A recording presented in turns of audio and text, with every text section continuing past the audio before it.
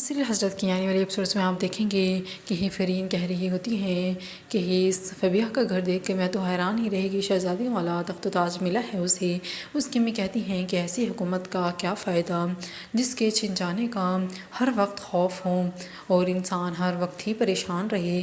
Foreign بھی پھر اپنی ماں کی بات سمجھ رہی ہوتی ہیں کہ اس کی ماں بالکل ٹھیک کہہ رہی ہے جو بھی کہہ رہی ہے، اور دوسری طرف حمزہ کو تو فبیہہ پہلے ہی دکھ دے چکی ہے۔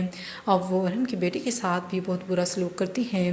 وہ کہتا رہتا ہے کہ مجھے بھوک لگی ہے، لیکن فبیہہ اس کی بات نہیں سنتی اور اگنور کر دیتی ہیں۔